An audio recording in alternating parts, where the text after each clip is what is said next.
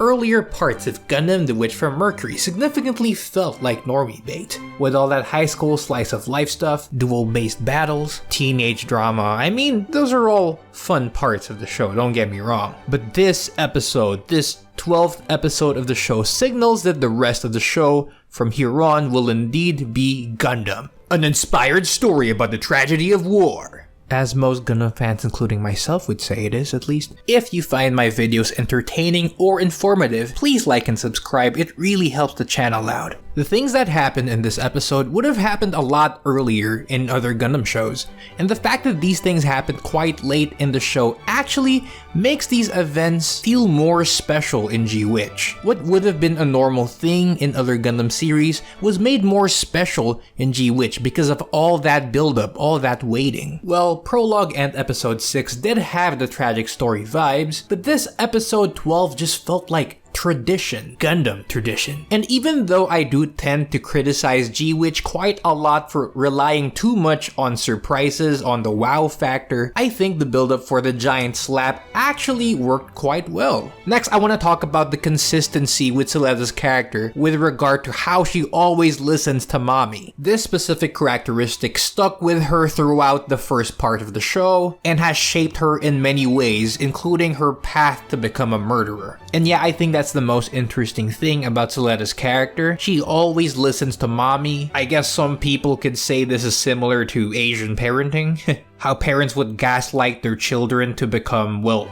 tools. And I guess that's one of the core focuses of Suletta's story. And Prospera once again refers to Suletta as that girl, potentially implying that she sees Ariel as a daughter even more than Suletta.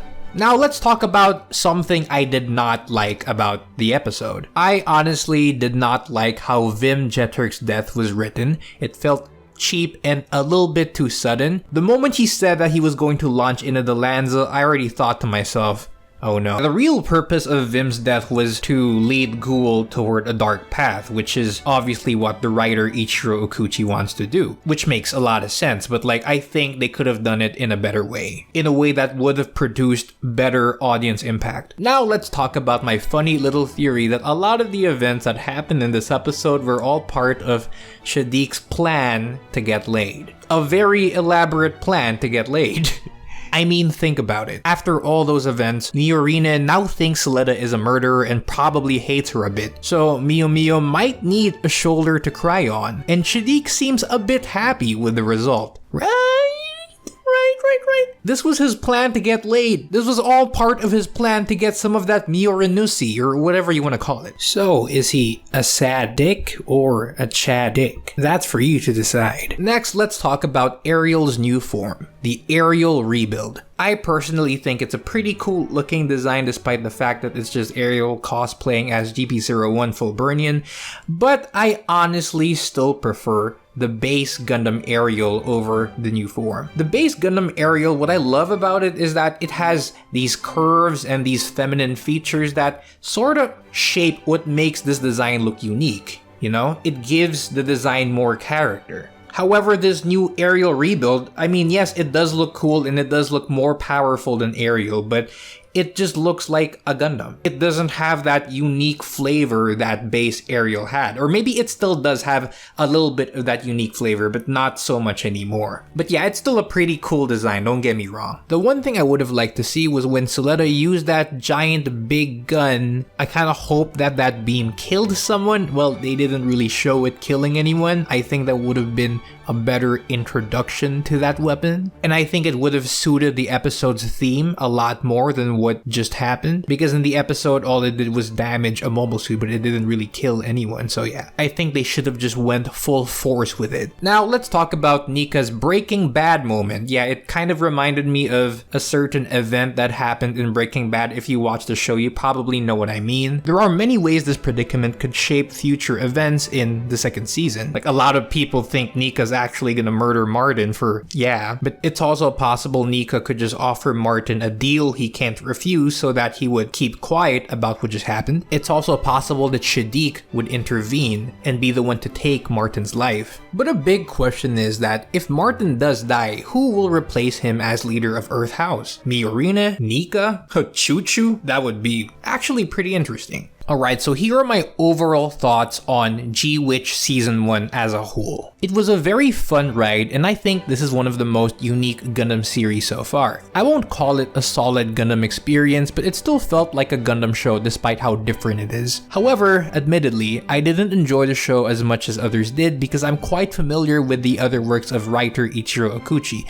so I did expect a lot of the shocking stuff to happen from the very beginning. Either way, it was still a fun ride. When the show was first teased, it gave very little to expect. All they told us was that the show will focus on school and capitalism and stuff like that, but that was it. The themes they presented initially were pretty unique for Gundam, and thus there was pretty much a blank slate to fill with regard to expectations. There was a lot of room for expectation with very little clues. And yeah, just like how Prospera took advantage of her daughter, Sunrise did take full advantage of that factor to surprise us with what the show turned out to be. The first time I saw G-Witch's main promo poster, I was like, wow, this looks like a fun high school friendship Gundam for a change, something very different. Turns out that was partially bait, but we still did get something quite different. Something that I could say is its own thing. But yeah, I guess I'll talk more about that in another video. So here's what I expect in the next season of G-Witch. With how this episode turned out, I expect the second season to be more Gundam. You know, more war, more emotional impact. I also expect Nika's predicament to shape a lot of the events that are going to happen in season 2. And a lot of people are expecting Ghoul to become his own version of a Char clone, you know, the more anger-driven Char clone. I mean, it's not new for shows to have more than one Char clone. I mean, other Gundam series have done that already, so it won't exactly be a weird thing to have more than one Char clone.